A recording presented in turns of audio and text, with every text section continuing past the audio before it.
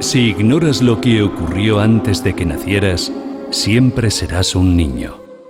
Cicerón. Una hora con la historia, un nuevo enfoque del pasado deshaciendo mitos, con Pío Moa. Pues una semana más en Decisión Radio, en una hora con la historia con don Pío Moa. Don Pío, muy buenos días. Hola, buenos días. Bueno, un placer de nuevo estar aquí. Si le parece, antes de meternos en materia, nos cuenta algunas de sus reflexiones. También recordar el blog Más España, Más Democracia, www.piomoa.es. ¿Qué destacamos esta semana? Bueno, hablando un poco de historia, un lector de mi blog, Más España, Más Democracia, pues me comenta una clase, un estudiante de historia, claro, creo que en la Complutense, una clase de historia, que empieza así. Viene el profesor. Hola, chicos y chicas. Hoy comienza el tema del nacionalismo. Básicamente hay dos posturas, la esencialista y la constructivista. La esencialista, postura de Stalin y Cánovas del Castillo, toma castaña. Stalin y Cánovas. Y Stalin y Cánovas del Castillo. Sí. Afirma que la nación preexiste al nacionalismo. En esta visión totalmente falsa y más propia del siglo XIX, el individuo no tiene libertad y está sujeto a la nación. Sí, esto es pura tontería. Pura tontería, no se puede llamar de otra manera. Naturalmente que la nación es anterior al nacionalismo. El nacionalismo es la doctrina democrática de que la soberanía está en la nación, es decir, en el pueblo, y no en el rey, ¿no? Y es una cosa, efectivamente, pero ni va contra la libertad ni nada, es una idea democrática, ¿no? La constructivista, con excelentes académicos como Núñez Seixas y Justo Baramendi, son dos cantamañanas, ¿no?, típicos, ¿no? Según ellos, la nación es un constructo artificial del nacionalismo, por lo que la nación es tan solo un concepto imaginativo. Además, experimentos con comunidades de chimpancés han demostrado que la nación no existe. Madre mía. Este es el nivel universitario actual, ¿eh? Y sigue. El chauvinismo y la gente ignorante de la calle remonta a la nación española orígenes fantásticos. Reyes católicos, Leovigildo, Tartessos yo creo que nadie la... Algunos sí, efectivamente, es un gran error. O sea, la nación española, como cultura, se remonta a la Segunda Guerra Púnica, gracias a la victoria de Roma sobre Cartago. De otra manera, nosotros no hablaríamos español ni tendríamos derecho basado en el derecho romano, ni miles de costumbres y cosas por el estilo, ¿no? Y luego la nación propiamente, cuando esta comunidad cultural, que era parte del Imperio Romano, se dota de un Estado propio y separados con Leovigildo. Bueno, pues quien dice esto, dice el profesor, quien dice esto no es historiador. Algunas miradas se vuelven hacia el facha de la clase, que es es difícil hacer entrar en razón a la gente de la calle, pues esta explicación no cabe en un tuit. Por suerte nosotros somos historiadores. En realidad, España como nación no existe hasta 1812. Si le preguntas a un campesino del siglo XIII de dónde es, nunca te diría que es español. Y además es que España es algo que no se puede tocar. O sea, es algo... este es el nivel, ¿eh? Hasta 1812 no existe España como nación.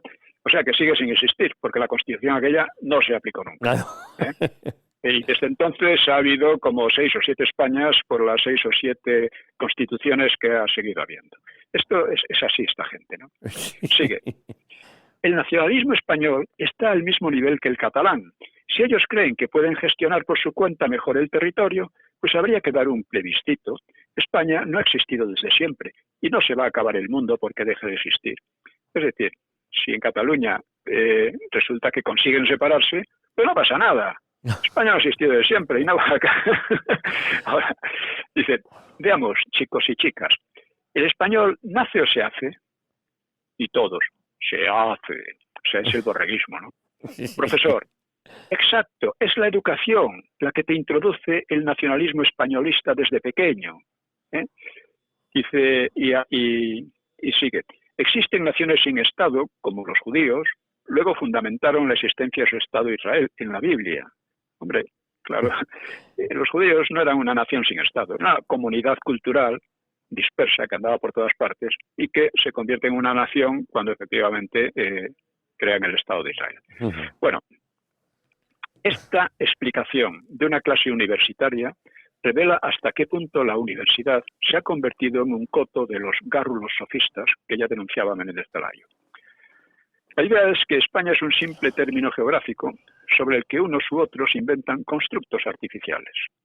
Podría decirse al profesor: oiga, usted se llama Johnny Pérez, por ejemplo. Palabras con las que identificamos simplemente un cuerpo, digamos un concepto puramente físico, como España sería geográfico. Pero fuera de eso, usted propiamente no existe, más que como una serie de constructos artificiales e imaginativos. Es decir, lo que usted cree que es, lo que dicen de usted, o lo que nos cuenta usted mismo de su biografía, que además habrá cambiado mucho desde que era niño, o quizá joven, y quizá cambie mañana mismo. Por otra parte, usted tiene tan poca esencia que se va a morir dentro de algún tiempo, y tampoco pasaría nada si alguien, un drogadicto, por ejemplo, que tampoco existe propiamente, no seamos esencialistas, acortase sus penas dándole una puñalada. Bueno, es difícil tratar toda esa garrulería esencialista y constructivista porque ronda la demencia. Pero la universidad se ha degradado a esos niveles, gestionada por botarates bien pagados, flojos como sofistas pero gárrulos incansables, que produce casi clónicamente otros por el estilo. Ya expliqué que la causa profunda de la guerra civil fue precisamente esa bacanal de charlatanería que venía de muy atrás. Por eso importa conocer la historia, y por eso importa imponer a esa gente el debate que intentan sofocar mediante el silenciamiento y el matonismo antiuniversitario. Pienso publicar en un libro, La Galería de Charlatanes, que he expuesto en el blog, y, en fin, ¿por qué será que siempre resultan amigos de los separatistas y de los chequistas? Porque siempre encontramos lo mismo. Siempre. En fin, en el libro reciente sobre la hegemonía española he tenido que tratar, lógicamente, la Inquisición, porque es inevitable, porque es uno de los máximos iconos, vamos a llamarlo así, de la leyenda negra. Así que he hecho algunas pequeñas reflexiones al respecto, vamos, lo sintetizo así en el blog. Dije, aunque solo fuera por haber librado a España de la histeria criminal de la quema de brujas en el resto de Europa, merece considerarse institución benemérita a la Inquisición. Segundo, en una época de persecuciones religiosas en toda Europa, no solo en España, la Inquisición funcionó muy reglamentadamente y con ello limitaba los peores efectos. Las inquisiciones informales protestantes obraron con mayor arbitrariedad y causaron muchas más víctimas. Tercero, la Inquisición no tiene gran cosa que ver con las policías totalitarias, como se ha venido diciendo, la BBC, por ejemplo, ¿no? Por el contrario, la raíz de estas policías se puede encontrar en las normas anglicanas para vigilar y ejecutar a los católicos, y que trataban de obligar a todos los vecinos a hacerse, digamos, delatores de los demás vecinos. Estas leyes existen allí. En España jamás hubo nada parecido. Quinto, hace falta ser intelectualmente muy deficiente para acusar a la Inquisición de haber asfixiado la vida intelectual y creativa de España, porque fue la época, precisamente la época de mayor fuerza de la Inquisición, fue también la de mayor auge intelectual y creativo en España, ¿no? Cultural, lo cual no tiene que ver una cosa con la otra. Bueno, quienes dicen tales cosas no solo ignoran la historia, sino también ignoran su propia mediocridad intelectual. Y por fin, aunque se puede hablar mucho más, se dice que debe verse la Inquisición en el contexto ideológico de su época. Esto es así, pero es una verdad a medias, porque se sugiere que en la actualidad tales cosas han desaparecido. En realidad, las policías políticas de los regímenes progresistas, entre comillas, han ocasionado en el ilustrado siglo XX muchas más víctimas en pocos meses que la Inquisición en 3 siglos. Y en la época actual sufrimos una verdadera Inquisición LGTBI, que no mata físicamente, pero mata civilmente y asfixia a las voces discrepantes. Es decir, que sí, hay que ver a la Inquisición en su contexto, porque claro, hoy día no es el mismo ni mucho menos, pero hay que ver también que actualmente sigue habiendo cosas muy parecidas, incluso peores. Ujú. Eso. Otro tema en el que quiero insistir es en el de la historiografía esta típica, ¿no?, que hoy se impone desde la universidad, ¿no? Dice, un tema estrella de la historiografía antifranquista es el de los fusilados de posguerra, que generalmente se les presenta como víctimas. Pero es de sobra sabido que aquellas víctimas, entre comillas, fueron en su inmensa mayoría asesinos, torturadores y ladrones de las checas y similares, que cometieron crímenes a menudo con sadismo espeluznante. Ujú. Esto, en fin, a ver si sale pronto el libro de Platón, De la Platón. primera investigación seria sobre el asunto, en archivos, y lo ponen claro. Debemos hacer notar que al presentarlos como víctimas, esos historiadores se identifican con ellos, en una complicidad moral muy definida y muy reveladora. Esa solidaridad se extiende hacia sus jefes políticos, los del Frente Popular, cuando, si de algo fueron víctimas los chequistas, fue de esos jefes, que les hicieron creer que ganarían la guerra, por lo que sus crímenes quedarían impunes, y después huyeron llevándose el botín de infinitos saqueos y dejando abandonados a sus sicarios, que desde luego iban a pagar a manos de los vencedores. Esta doble solidaridad con los criminales y con quienes los estafaron, porque los líderes del Frente Popular estafaron de una manera salvaje a sus propios sicarios, pues no deja de ser una hazaña intelectual a su modo. Describe el carácter entre picaresco y mafioso de los practicantes de esa historiografía y la extrema corrupción intelectual de la universidad, hoy dominada por ellos. La corrupción abarca todos los aspectos. Dice, ¿cuántos fueron fusilados después de la guerra? Se han dado todo tipo de cifras, 200.000, 130.000, 80.000, 40.000. Lo de 40.000 lo suelta ahora Álvarez Junco, un charlatán diplomado y premiado por ese gremio de pícaros. Hoy se sabe con bastante aproximación, después de que Miguel Platón hiciese lo que ninguno de estos científicos se molestó en hacer, investigar los archivos, unos 14.000. ¿Fueron muchos? ¿Tendrían que haber sido más? Pues es discutible. Pero podemos compararlo con las posguerras en Italia, Francia o Alemania, no digamos en los países del este. Allí la represión contra los perdedores de la Segunda Guerra Mundial fue mucho más masiva. Fue pura venganza sin pretensiones de justicia, porque los juicios fueron pocos y los asesinatos sin proceso la inmensa mayoría, justo al contrario que en España. Como demuestra Platón, aunque el libro, yo lo conozco, su trabajo, aunque el libro todavía no ha salido, bueno, pues como demostrará en su libro, que esperamos se publique pronto, los juicios no solo fueron infinitamente más cuidadosos y garantistas que los de los tribunales populares, así llamados del bando rojo, sino que habría que considerar la concepción de la justicia por gente como el PSOE actual, enemigo de Montesquieu, matadores de Montesquieu, solidarios también de los chequistas y sus jefes, que son los que pretenden sentar normas jurídico-morales y declarar inválidos aquellos juicios de posguerra. ¿Qué otra cosa iban a pretender esta mezcla de mafiosos y cómplices morales del crimen? Estos historiadores, entre comillas, son hoy legión, desde Preston a Julián Casanova, Viñas y tantos más, también de derechas o algunos que se dicen liberales. Hay otro problema de fondo. Dicen, no es que estos historiadores amen y justifiquen el crimen porque sí, lógicamente, sino porque, según afirman, los vencidos en la guerra eran republicanos que defendían la libertad y la democracia. Por lo tanto, sus crímenes no serían tales, sino como mucho excesos comprensibles dada la situación, mientras que los fusilamientos posteriores sí serían crímenes auténticos. Y de esa radical corrupción intelectual surge la savia de su solidaridad con la tortura, el asesinato y el robo. Y el resultado es una historiografía que no sé cómo llamar, demente, canalla o simplemente idiota. Nos hacemos cargo de su peligro en cuanto percibimos que la distorsión del pasado distorsiona gravemente el presente, porque el presente, si bien no es igual que el pasado, hace de él en un sentido profundo. Y contra ese inmenso fraude he investigado, escrito y documentado muy ampliamente, finalmente con 2 libros de síntesis recientes, La Segunda República Española y ¿Por qué el Frente Popular perdió la guerra? De no conocer el carácter mafioso de ese gremio de pseudo-historiadores, les invitaría a un debate serio, público y por escrito, en el medio que prefiriesen. Pero los conozco precisamente porque les he invitado reiteradamente durante 20 años y la respuesta ha sido el silenciamiento, el ninguneo y las leyes de memoria contra la verdad histórica y contra las libertades.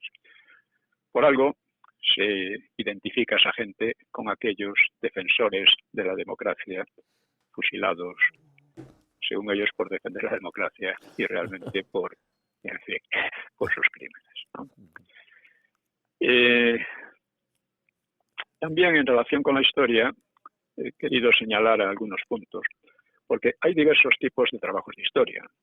Los de investigación sobre temas más o menos amplios o más o menos reducidos, que intentan aproximarse a la realidad de los hechos indagando en los archivos, en las declaraciones de unos y otros, en las memorias, en otros libros escritos, etc. Los de divulgación, que tratan de poner al alcance del gran público y de forma amena los resultados de otras investigaciones. Y los de enfoque, generalmente en forma de ensayo, que intentan relacionar los hechos y encuadrarlos de manera original. Por lo que respecta a mis libros, empecé con estudios de investigación, como la trilogía sobre la guerra y la república, o sobre los separatismos vasco y catalán. Escribí algunos de divulgación, como los mitos de la guerra civil, o Franco, un balance histórico, y otros de enfoque, como Nueva historia de España, o sobre la Reconquista, Europa, o los más recientes sobre la República y el Frente Popular. El libro sobre Europa es para mí muy llamativo, porque revela, o sea, siendo España un país tan europeísta, según dicen, ¿no? Los intelectuales son ultraeuropeístas, ¿no? Son también el más ignorante sobre Europa, sobre su historia, su cultura, etcétera. Es tremendamente ignorante, más que cualquier otro europeo, yo creo. Pero es el más europeísta, es tradicional. Y esto, por ejemplo, hace que el libro sobre Europa pues apenas haya tenido difusión. La gente no sabe, pero tampoco se interesa. Es europeísta porque sí, como puede ser del Atlético, del Real Madrid, no sé. Y, por supuesto, la hegemonía española y la era europea, pues también es un libro de reenfoque. Reenfocar aquella época que ha sido tan maltratada por la mayoría de los historiadores me ha parecido esencial, y no menos el encuadrarla en un periodo histórico más vasto que llega hasta ayer, como quien dice, hasta la Segunda Guerra Mundial. Me ha parecido extraordinariamente interesante ver cómo un país que sin ser pobre ni despoblado distaba de ser el más rico y poblado de Europa, alcanzó en ella el predominio político y militar y en buena medida cultural, enfrentándose además a una tremenda coalición de enemigos, los más peligrosos de los cuales, los otomanos, eran también los mayores peligros para Europa y la cristiandad. Yo creo que nunca se ha enfocado aquella historia en este doble plano, porque ya Julián Marías llamó la atención sobre uno de ellos, el ilogismo de la mayoría de las historias sobre ese periodo.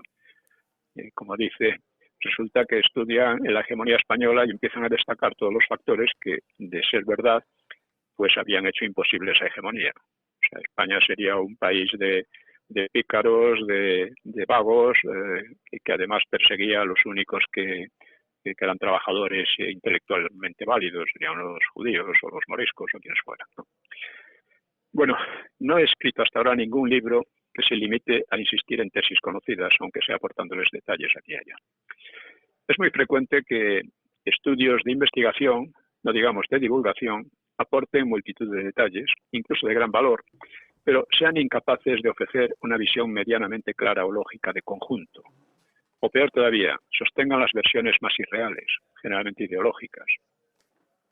Esto lo vemos, por ejemplo, en la Guerra Civil, cuando uno empieza hablando de bando republicano y de lucha con los fascistas o franquistas, ya, en fin, ya desbarra totalmente, Sí, ¿no? ya desvirtúa. Sí. Yo diría que el 90% de la historiografía sobre la Guerra Civil y el franquismo está lastrada por enfoques simplemente absurdos, que invalidan las investigaciones de detalle. Y no debe olvidarse que la historia no es simplemente pasado. Sus enfoques encauzan a su vez las políticas actuales.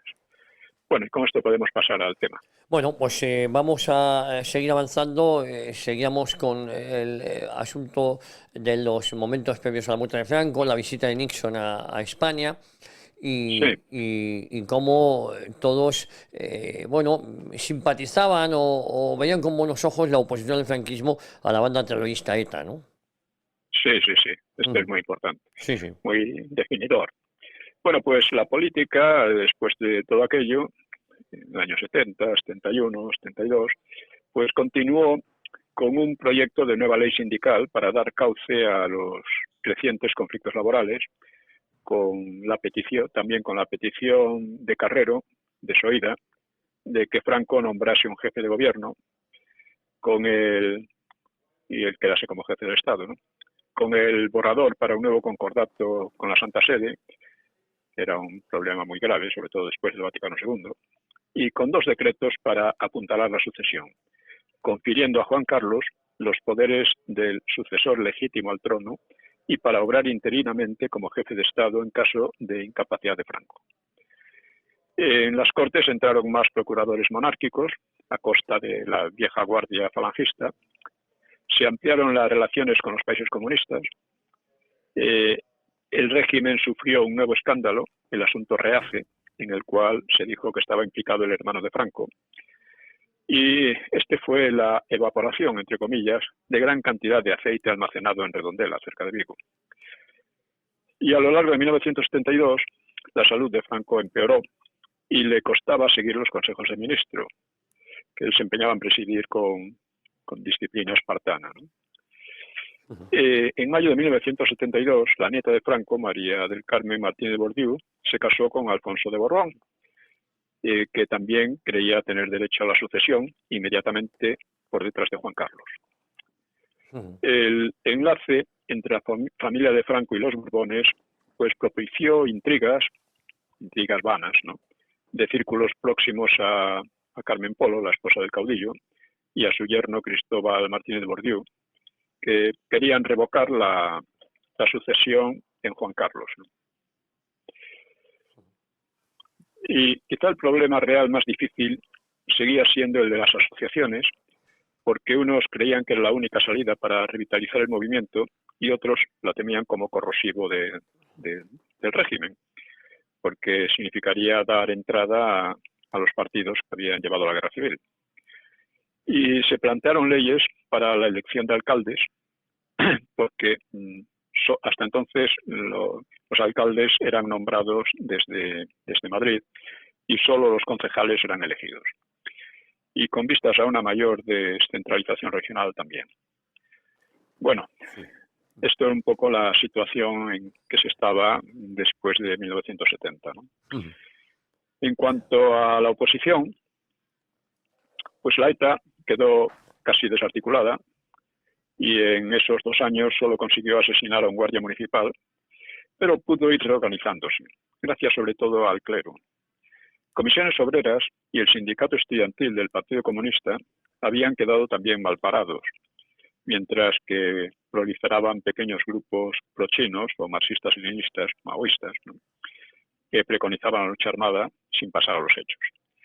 Esto ya he mencionado que estos salían de la gran controversia entre China y la Unión Soviética, entre Mao y Khrushchev, que, claro, los prochinos no admitían, por una parte, la hegemonía soviética en todo el movimiento comunista y, por otra parte, lo acusaban de revisionista, de renunciar a la lucha armada, etc. Ujú. Había 2 jefes del PNV, del Esporo Monzón, en tal Sarove, constataban en enero de 1971 la desintegración del PNV, cita textual, desintegración del PNV, y el estado de completa marginación en que se encuentra precisamente en relación al mismo pueblo al que pretende ser su órgano más representativo, del que quería representar. Representar. Eso es cita textual. Un éxito antifranquista de cierto relieve fue la formación en noviembre de 1971 de la Asamblea de Cataluña, que se compuso de 25 grupos, insignificantes todos, excepto el PSUC, bastantes de ellos separatistas, desde el proterrorista PSAN, Partido Socialista d'Alliberament Nacional, era proterrorista pero no llegaba a terrorista, ¿no?, belicosos maoístas, o trotskistas, incluía también a pacifistas, cristianos de base, un PSOE fantasmal, que prácticamente no existía en Cataluña, varios democristianos, profesores, etcétera. Era una alianza variopinta bajo la batuta real del PSUC, Partido Socialista Unificado de Cataluña, que en realidad era la sección regional del Partido Comunista de España, ¿no? Este PSUC era la única fuerza real entre todos ellos. Este fue el mayor triunfo de las tácticas carrillistas tipo Pacto para la Libertad, del que ya hemos hablado. En septiembre de 1971 nacía la revista Cambio 16, muy opuesta al régimen. Menos procomunista que Triunfo o Cuadernos para el Diálogo, pues era legal, ¿eh? Sí. Pero no menos resuelta a publicitar y justificar cualquier acción o grupo contrario a Franco, incluso a la ETA, aunque fuese terrorista. En junio de 1972, el Partido Comunista iba a recibir un duro golpe, porque fue detenida en un convento de Oblatos, próximo a Madrid, el clero siempre por medio. Fue detenida allí la plana mayor de Comisiones Obreras, incluido su líder principal, que era Marcelino Camacho. Hoy ya está un tanto olvidado, pero durante muchos años era un personaje muy público, ¿no? Y a un jesuita comunista que se llamaba Paco García Salve, el cura Paco, le llamaba. El juicio del grupo, que se llamaría Proceso 1001, tendría lugar al año siguiente, 73. Del pensamiento de aquellos líderes pueden dar una idea estas frases de uno de ellos, el citado Paco el cura. Dice: a todo el que hable de pluralidad sindical hay que escupirle a la cara. Es un canalla o un estúpido ignorante. Todo el que habla de pluralidad sindical es un traidor a la clase obrera, un enemigo que busca nuestras ruinas. O sea, Comisiones Obreras debía ser el sindicato único. Eso se parecía, claro, de una manera un poco pintoresca, pues al sindicato franquista. Lo que quería era heredar el sindicato franquista y dominarlo por completo. Pues así hablaban estos caballeros. Tremendo.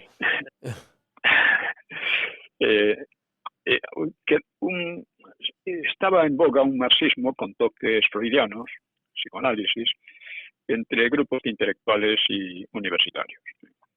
Los socialistas se estaban reorganizando en medio de una pelea entre los históricos del exilio, que dirigía Rodolfo Llopis, y los jóvenes del interior, en particular una tertulia de profesionales y estudiantes de Sevilla, que la encabezaba Felipe González y Alfonso Guerra, mientras que Tierno Galván, como ya hemos visto, pues quedaba marginado, trataban de marginarle. Los sevillanos esgrimían, no se sabe si en serio, un discurso agresivamente marxista, similar al de Largo Caballero del pasado, ¿no? Una mezcla de tontería, de snobismo, de ignorancia, y no sé cómo llamarlo. En agosto de 1972 se consumó la ruptura del PSOE en un congreso en Toulouse. Los de Llopis cerraron con llave el local y los de González descerrajaron las puertas. El fondo de la disputa eran las ayudas que otorgaba la Internacional Socialista. Cada uno de ellos quería hacerse con ese dinero, ¿no? El clan de Sevilla supo impresionar a los socialistas alemanes y franceses con un activismo aparente, pintadas en muros, etcétera, ¿no? O sea, con típica picaresca, las pintadas se hacían en un garaje a la luz de los faros de un coche, según explicó en su momento otro socialista, ¿cómo se llama? Castellano. Sí, Jaime, Pablo sí. Castellano. Pablo Castellano. Sí, Pablo Castellano. Hacían en un garaje a lo de los faros, hacían pintadas y tal, como aparecían en los muros, los pasaban a la Internacional Socialista para que vieran que quienes se movían en España eran ellos y no los históricos de Llopis, ¿no? Y con eso se hacían con la pasta. Era pura picaresca, ¿no? Pero digamos que el acto opositor más trascendente del bienio pues fue seguramente la Asamblea Conjunta de Obispos y Sacerdotes en Madrid, en septiembre de 1971. La Asamblea exigió abolir el concordato de 1953, que facultaba al gobierno para influir en el nombramiento de los prelados. Y quería acabar con la presencia de obispos en cargos políticos, aunque al mismo tiempo estaban haciendo política fuera del régimen, ¿no? Hablaban de reconciliación de todos los españoles, algo imposible y por lo demás innecesario, porque la gran mayoría estaba reconciliada de tiempo atrás y los que no se querían reconciliar, pues no se reconciliaban, ¿no? Decían cosas como esta: queremos una convivencia cívica en la que no se mantengan el odio, la discordia, el enfrentamiento, ¿eh? Pero claro, no precisaban qué actitudes estaban más cargadas de odio y enfrentamiento, que eran precisamente las de los marxistas y terroristas, a quienes muchos eclesiásticos daban cobertura. O sea, el sustituir la realidad por un derroche de palabrería, que es lo que hacen actualmente casi todos los políticos. La crítica de la Asamblea pues llegaba retroactivamente hasta la Guerra Civil. Una moción que fue votada por la mayoría, pero que no fue oficializada, rezaba así: pedimos perdón porque nosotros no supimos a su tiempo ser verdaderos ministros de reconciliación en el seno de nuestro pueblo, dividido por una guerra entre hermanos. Hasta frases así, claro, al gobierno le parecían una aberración y una hipocresía absolutas, porque ponían en el mismo plano a los añudos perseguidores de la Iglesia y a sus salvadores. O sea, esto tiene fuerza, es fuerte, ¿no? Igual que el silencio cómplice con la profanación de Franco, ¿no? De la tumba de Franco. Y dado que pedir perdón a sus salvadores carecía de sentido, no van a pedir perdón a los franquistas, claro, pues la petición solo podía dedicarse a los perseguidores. Es decir, estaban pidiendo perdón a quienes habían tratado de exterminar a la Iglesia. Y esto suponía una injuria y un desprecio inimaginables a las víctimas, muchas de las cuales habían muerto perdonando a sus verdugos. Y ahora debían ser los verdugos quienes otorgasen el perdón. O sea, es así. O sea, cuando se cae en la palabrería ya no tiene fin, ya todo es hojarasca y todo son líos y sofismas, ¿no? El gobierno, pues, tampoco aceptaba que, sobre texto de tan peculiar reconciliación, pues amplios sectores de la Iglesia estimularan a sus enemigos jurados. Claro, esto lo hacía el clero por hacer méritos para cuando el régimen desapareciese. Un informe al gobierno, pues, indicaba, cito: obispos hay que distribuyen entre sus sacerdotes alocuciones en las que la violencia represiva, por así decirlo, es situado al mismo nivel de la subversiva. Uno u otro obispo que al amparo de su dignidad y de una situación concordataria protegen acciones de sacerdotes evidentemente contrarias a la ley civil. Citaba el pago con cargo a Cáritas de la multa impuesta a un sacerdote por sus homilías durante el estado de excepción. Y mencionaba, cito, manifestaciones de clérigos, incitación, apoyo y hasta participación de sacerdotes en huelga, cobijos en templos a personas o grupos que actúan al margen de la ley, no solo al margen de la ley, sino que eran abiertamente anticatólicos, ¿no? Antieclesiales, ¿no? Predicación con sesgo político ajeno al Evangelio, profusión de publicaciones de cariz contestatario, intervenciones políticas de obispos con clara implicación, abuso del privilegio del fuero, renuncia a una concordia y colaboración positiva en actos en que interviene la autoridad civil, etc. La corriente progresista, llamada así, pues alcanzó un éxito crucial con el nombramiento de Vicente Enrique Tarancón como presidente de la Conferencia Episcopal en febrero de 1962. Este Tarancón fue el gran agente del Vaticano II, ¿no? La Asamblea de Madrid afirmaba que la Iglesia debía renovarse o decaer. Y en efecto, desde principios de los años 60 se producía un grave declive eclesiástico. Las organizaciones laicas de Acción Católica habían bajado desde casi 1 millón de adherentes a solo 100.000 y los seminaristas de 8.000 a 800. En medios clericales cundían las dudas y las crisis de conciencia y crecía cada año el número de los que colgaban los hábitos. Algunos se metían a curas obreros, sindicalistas y radicales o buscaban otras formas de apostolado de escasos efectos, ¿no? Es difícil saber si tal situación obedecía al carácter de la nueva sociedad, que era cada vez más rica, o a la misma corriente clerical progresista, pero en todo caso, esta no parecía resolver la crisis de la Iglesia, sino más bien agravarla. Y también cabía retrotraer los problemas a mucho tiempo atrás. En el siglo XVI y gran parte del XVII, la Iglesia española había desempeñado un papel de primer orden en el catolicismo europeo, pero desde entonces venía quejada de una religiosidad demasiado formal y ritualista, acompañada de cierta anemia intelectual que alejaba a muchas personas. Y la influencia hispana en el catolicismo mundial había retrocedido mucho. Como he señalado también en el libro sobre la hegemonía española, el Concilio de Trento, tan fundamental en la historia de la Iglesia, fue fundamentalmente español. El Vaticano II no. Bueno, pues si aún con todo eso el bienio 1971-72 resultó tranquilo, todo iba a cambiar en 1973. Y no solo dentro, sino también fuera de España. El 27 de enero se firmaban en París los acuerdos de paz entre USA y Vietnam del Norte, que preludiaban la primera gran derrota histórica useña. Un acontecimiento tan pasmoso fue considerado por mucha gente prueba de la decadencia irremisible de la democracia liberal o del imperialismo. Esto también ocurrió, fue muy importante en la Iglesia, la impresión de que la Guerra Fría la iban a ganar los comunistas y que había que dialogar con ellos, a ver si llegaban a, en fin, que no exterminasen a la Iglesia, ¿no? También Chile avanzaba hacia la revolución desde que en 1970 ganara las elecciones, con el 36% de los votos, el marxista y masón Salvador Allende, con una liga socialista comunista. Ser marxista y masón no son cosas fácilmente compatibles. En la Unión Soviética la masonería fue prohibida, ¿no? Sus recetas económico-sociales habían hundido la economía chilena y había una agitación muy intensa que amenazaba con instalar una nueva Cuba en el cono sur de América. La oposición acusó a Allende de una escalada de actos inconstitucionales, lo que estamos viendo ahora en España, ¿no? Y el 11 de septiembre del 73, pues el general Augusto Pinochet derrocó al gobierno de Allende mediante un golpe militar y Allende se suicidó.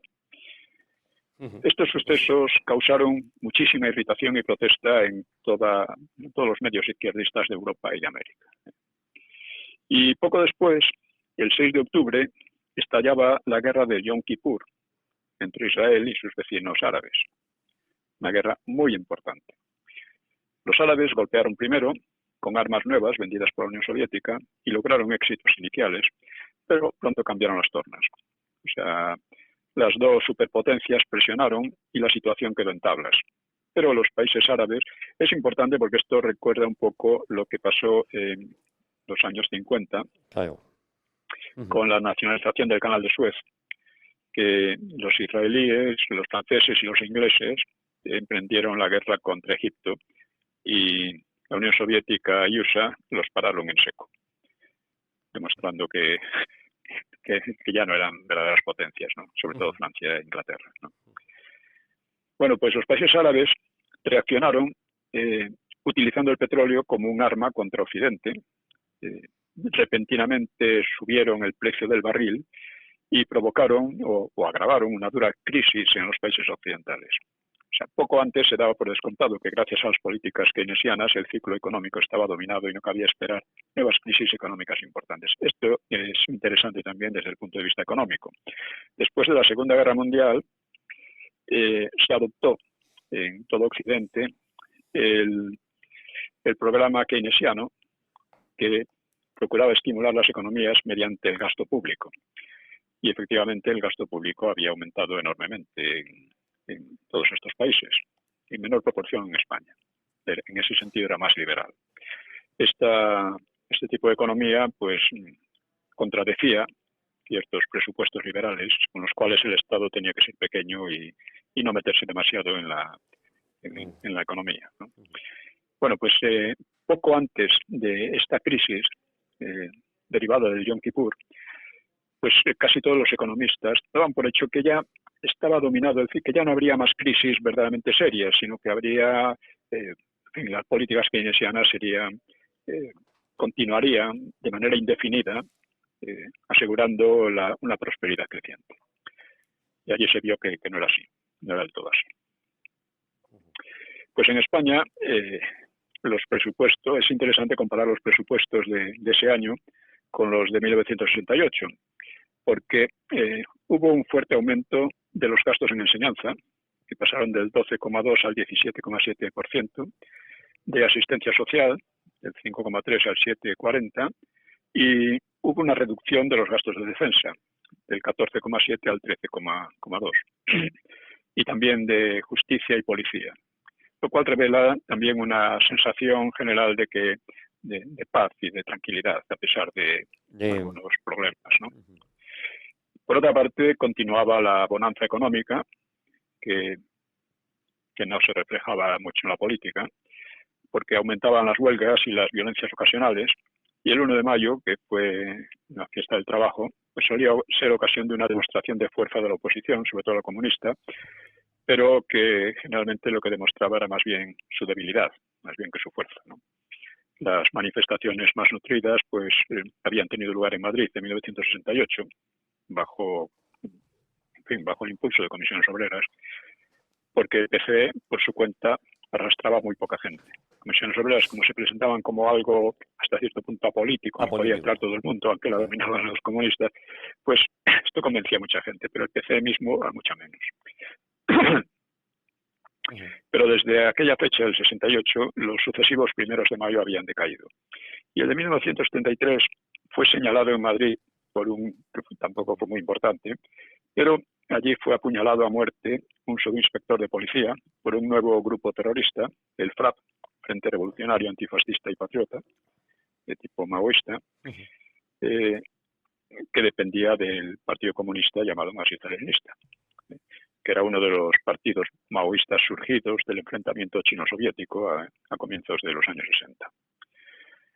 Y ese partido preconizaba, como otros muchos, la lucha armada, y había contado al principio con apoyo chino, pero el apoyo chino le había sido retirado. En la embajada china en París, que era el núcleo de atracción de aquellos partidos, pues llamaban al PCML la banda de la Benita, por el nombre de su dirigente. No me acuerdo cómo tenía un nombre de guerra, no me acuerdo ahora cuál, y se llamaba Benita en la realidad, ¿no? Y le llamaban así despectivamente, ¿no?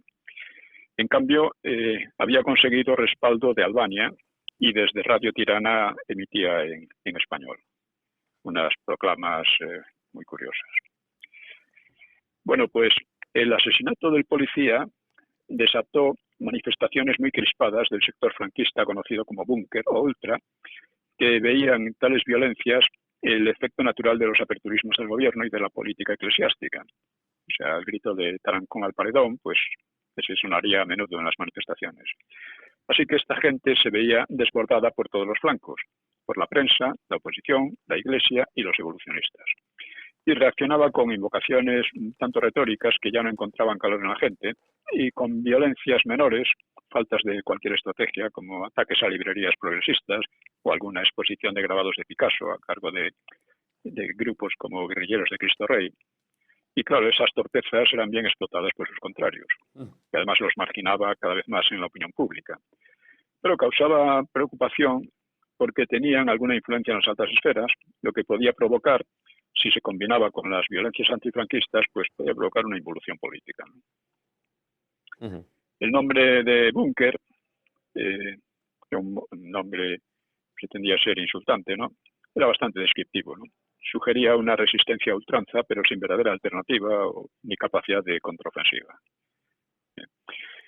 Bueno, las vacilaciones sobre el camino a seguir paralizaban al gobierno y por ello dimitió el ministro de Gobernación, se llamaba Tomás Garicano, que estaba molesto por las complacencias de un sector del gobierno hacia las acciones, digamos, del búnker, los ultras. Vamos a decir este nombre, pues son como ha pasado en la historia, aunque realmente no significan gran cosa, ¿no? Según Garicano, solo cabía afrontar las reformas precisas, pues, cito, no sirve esa entelequia en que en los últimos años se ha convertido el movimiento de organización. La gente no se engancha ya en las caducas y despobladas jefaturas provinciales y locales. Y no se proporcionaba cauce adecuado a la juventud. Mal veo al príncipe si la organización estatal y política continúa cerrándose. Creo necesario un auténtico aperturismo, aunque no dejo de comprender que tiene sus riesgos, pero el país lo quiere y quiere que se haga en vida del caudillo, porque pueden atarse mejor todos los cabos. Parece claro que el poder, incluso moral, que hoy tiene el jefe del Estado, no pasará de modo alguno a su sucesor. De ahí que todas las medidas, como la ley de régimen local, electoral y la apertura política, fundamentales para el futuro, deben tomarse pronto, en vida útil del caudillo. Cuanto antes lo hagamos, estaremos más seguros. Esta era una de las... Claro, había un constante miedo a que la política de asociaciones, la política cada vez más liberal, en lugar de asegurar una transición tranquila y seria, pues diera lugar a agitaciones, terrorismo y posiblemente evolución hacia un régimen comunista, ¿no? Como un régimen como el que fue derrotado en la Guerra Civil, ¿no? Eso es. Sí, sí. Bueno, pues la dimisión de Garicano precipitó un relevo del gobierno el 9 de junio con la novedad de que Franco delegaba la jefatura del gobierno en Carrero. Este aceptó por sentido del deber, porque no era ambicioso y no había aspirado a más que consejero del caudillo, consejero leal. Tampoco podía saber que solo ocuparía el nuevo cargo durante unos 6 meses. La vicepresidencia correspondió a Torcuato Fernández Miranda, que tendría un papel decisivo pocos años más tarde. López Rodó pasó a Exteriores en sustitución de López Bravo, que había sido ministro 11 años, de Industria aparte de ellos, ¿no? Y que era apreciado por su eficacia, aunque tenía algunos fallos, como ya hablamos algo de ello. Sí. A Garicano lo sustituyó Arias Navarro en Gobernación. Un nuevo episodio de terrorismo pues se produjo en octubre, porque la ETA capturó, torturó y asesinó a 3 supuestos policías en el sur de Francia. En noviembre, los curas presos en la cárcel Concordataria de Zamora organizaron un motín. Vaya con los curas. Rompieron el mobiliario y diversos enseres y recibieron la solidaridad de los clérigos progresistas del país, para indignación impotente de los clérigos tradicionales, ¿no? El 20 de diciembre estaba previsto el juicio 1001 contra los líderes de comisiones obreras, Camacho y demás. El Partido Comunista, con apoyo de la izquierda europea, llevaba meses volcado en una campaña de propaganda y protesta dentro, fuera y fuera de España. Esperaba convertirlo en un nuevo proceso de Burgos, como el de la ETA, ¿no? Aunque no se pedían penas de muerte. El 12 de diciembre había fracasado casi por completo una jornada de lucha en favor de los encausados en el juicio, a base de huelgas y manifestaciones. Y la mañana en que debía comenzar el juicio, el coche de Carrero, con el chofer y un policía de escolta, fue volado por una tremenda explosión en la que murieron los 3. Carrero, como la mayoría de los políticos entonces, era muy vulnerable porque contaba con una protección muy escasa y seguía una rutina en sus movimientos. La espectacularidad del atentado, la cercanía de la embajada useña o el hecho de que Carrero hubiera hablado el día anterior con Henry Kissinger, secretario de Estado useño, pues ha motivado 1000 especulaciones sobre la autoría real del magnicidio, achacado a veces a la CIA. Dice, con Kissinger conversó Fernández de la Mora, que lo describe como nervioso, gestero y de aquilina mirada. Franco, dijo Kissinger, ya ha cumplido su misión y corresponde a los de su generación, a los de los políticos jóvenes, lograr que se retire y deje paso a la democracia. Ya tenemos democracia, una democracia, dijo Fernández de la Mora, que por cierto liberó a España de la amenaza comunista y la ha llevado a ocupar el 9º lugar en el ranking económico internacional. Y dice Kissinger, me refiero a la democracia con pluralidad de partidos. Y dice Fernández de la Mora, es el modelo que Estados Unidos ha impuesto en buena parte del mundo, con los resultados que están a la vista, por ejemplo en África e incluso en Hispanoamérica. Solo los partidos políticos, dice el otro, el americano, solo con partidos políticos se incorporará a España a la vida internacional. Dice el otro, o sea, Fernández de la Mora, los tratados hispanoamericanos de 1953, reiteradamente renovados, y esta visita de su presidente, creo que son claros testimonios de presencia internacional. Insiste Kissinger, veo que no es usted partidario de jubilar a Franco. ¿Por qué? Y dice el español, porque creo que cada año que continúe al frente del Estado nos acercaremos más a los niveles de renta de los países desarrollados. Después ya lo dudo. Es curioso. No se en realidad, equivocaba. la ETA pudo haberlo hecho sin ayudas de excepción, ¿no? Y sus explicaciones sobre sobre el mismo pues parecen suficientes. Explicaciones que dio la ETA sobre cómo lo prepararon. En la preparación estuvieron mezclados miembros del Partido Comunista, aunque es difícil que lo hicieran por órdenes de la dirección, aunque puede que sí, ya que esta centraba toda su acción en el juicio Miluno, que quedó olvidado en ese momento, ¿no? por el magnicidio, ¿no? Y el magnicidio creó un gran nerviosismo. Dice, al conocerlo, los procesados del Miluno temieron ser linchados, pero la policía garantizó su seguridad. En cambio, recibirían penas desusadamente altas de 20 años para el principal de ellos, Martínez Camacho, aunque pronto la reduciría el Tribunal Supremo entre un sexto y menos de un tercio. Había sido una provocación brutal y parecía dar la razón a los ultras, aunque después se crearía la leyenda de que mucha gente había brindado por el asesinato y se habían agotado las reservas de champán en las tiendas. La realidad fue muy otra. El Partido Comunista se apresuró a declarar su absoluta ajenidad al caso y la oposición estaba angustiada ante la posibilidad nada irreal de que el régimen diera un coletazo y lo desarticulase al estilo de los años 40. Cosa que no era difícil porque la policía conocía a la mayoría de los opositores. Los opositores, claro. Hubo un conato de reacción semejante cuando el general Iniesta Cano, que dirigía la Guardia Civil, ordenó a la Guardia Civil proceder sin ningún género de contemplaciones. Pero Torcuato Fernández Miranda revocó la orden y se impuso enseguida la normalidad, demostrándose que no pasaba nada que fuera a alterar el régimen, ¿no? La normalidad. Bueno, hay que preguntarse hasta qué punto fue el asesinato de Carrero decisivo en la evolución posterior. Bueno, otras leyendas urbanas pretenden que con su eliminación se abrió definitivamente el camino a la transición, con lo que la ETA habría facilitado la democracia en España. Eso es una fantasía. La ETA pasó a ocultarse y de ningún modo podía influir en el desarrollo de los acontecimientos, y tampoco el resto de la oposición. El franquismo mantuvo la iniciativa y todo iba a depender de sus propias tendencias internas. La actitud de Fernández Miranda evitó cualquier histeria, la normalidad se mantuvo plenamente y la oposición pudo respirar tras haber pasado un gran susto. La trascendencia del asesinato de Carrero consistió precisamente en que pudo haber interrumpido el proceso evolutivo del franquismo, pero no lo hizo. Y el entierro dio lugar a nuevas demostraciones de crispación impotente por parte del llamado búnker. A pesar de que Carrero simbolizaba lo que se llamaba inmovilismo, pues temía una deriva partidista de las asociaciones, el aperturismo real no cesó un momento en aquellos años, con nuevas publicaciones ajenas, incluso enemigas del régimen, y un ambiente general crecientemente permisivo. Esto es, la cuestión de Carrero es importante y la he tratado muchas veces. A USA no le convenía en absoluto un acto así, en absoluto. Para USA lo importante era que en España no hubiera problemas, porque España estaba en la retaguardia de la OTAN, estaba en la retaguardia de todo el sistema defensivo europeo. Que aquí hubiera conmociones era lo peor que podía pasar. El propio Kissinger pues aconsejó a los políticos que iban a dirigir la transición que fueran despacio, sin soltar nunca las riendas y sin permitir que hubiera desbordamientos.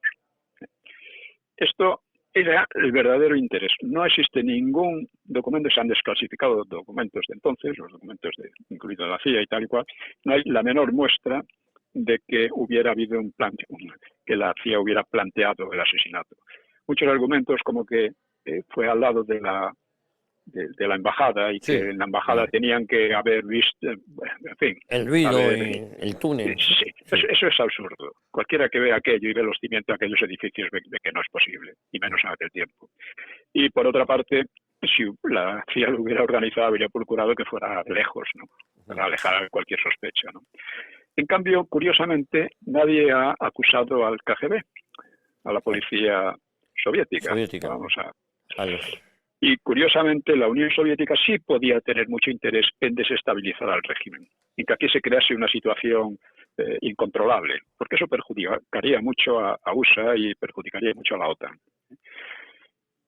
Y esto sí, sin embargo, nadie acusa al KGB, porque además la ETA tenía relaciones con el KGB, tenía relaciones con la policía argelina y a través de la policía argelina con el KGB. Nos quedan 2-3 minutos. Sí, Sí. tenía además relaciones con Cuba, régimen comunista, pero esa leyenda que ha inventado la derecha, que la CIA lo conocía todo, que estaba es completamente absurdo. Yo creo que la CIA en general apenas se enteraba muy mal de España y de lo que pasaba en España, porque estaba dirigida por gente que estaba llena de tópicos sobre, en fin, la realidad española, ¿no? Esto lo comentaba también, ¿cómo se llama? Ortiz Bordás, Sí, José María Ortiz Bordás, desempeñó un papel importante y que habló con gente de la CIA que y al hablar con ellos y lo que le planteaban se daba cuenta de que no se enteraba muy bien de lo que pasaba aquí. La CIA ha cometido grandes errores, no es de ninguna manera esa sociedad que lo sabe todo y que lo controla todo, ni remotamente. Esto además es imposible, no existe ninguna que pueda haber. Ahora, a mí me sorprende realmente que nadie haya querido implicar al KGB en este asunto. Pues es verdad. El KGB tenía relación con la ETA, directa o indirecta. El KGB además estaba financiando a grupos terroristas por Europa y además tenía interés, o sea, a la Unión Soviética cualquier follón que hubiera en España le interesaba mucho porque desestabilizaba la retaguardia de la OTAN, en definitiva. Tenía verdadero interés. Para USA era todo lo contrario, que aquí los cambios que hubiera, claro, era partidario de que se llegara a una democracia del estilo useño, era partidario de eso, pero a condición de que no hubiera follones. O sea, ¿por qué el régimen venció el aislamiento internacional y consiguió el apoyo indirecto, pero real, de USA? Pues porque por esta situación geoestratégica. O sea, el régimen era el único que podía garantizar la tranquilidad en España. Intentaron boicotearlo y hundirlo durante años. No lo consiguieron. Al no conseguirlo tuvieron que tragar, tuvieron que entrar en la realidad y decir, bueno, hay que tener relaciones con el régimen de Franco. Y hay que llegar a acuerdos con ellos, de las bases, etcétera, porque interesa a todos. Sí, sí. Bueno, pues esto, ya digo, en aquella época del 73, la situación en España era un poco compleja. El régimen quedó muy claro que dominaba la situación, sin duda alguna, en el aspecto político, a pesar de su descomposición en el aspecto ideológico y en la dispersión creciente entre sus familias, etcétera, ¿no? Pero que dominaba, o sea, lo que es el régimen principal, lo principal del régimen dominaba la situación. Y eso es lo que interesaba ante todo a Kissinger, lo que interesaba a la CIA y lo que interesaba a USA, al gobierno de useño. O sea que aquí esta situación un poco impredecible que se estaba creando en España, que no diera lugar a grandes problemas. Que no pasara aquí lo que pasaría poco después en Portugal, que estuvieron al borde de la guerra civil. Pues esto es. Bueno, don Pío, si le parece lo dejamos aquí con la promesa de volver la semana que viene, Dios mediante, aquí a Decisión Radio a una hora con la historia. De acuerdo. Un abrazo muy fuerte, don Pues Pío. muchas gracias y un abrazo para todos. Un abrazo. Hasta luego.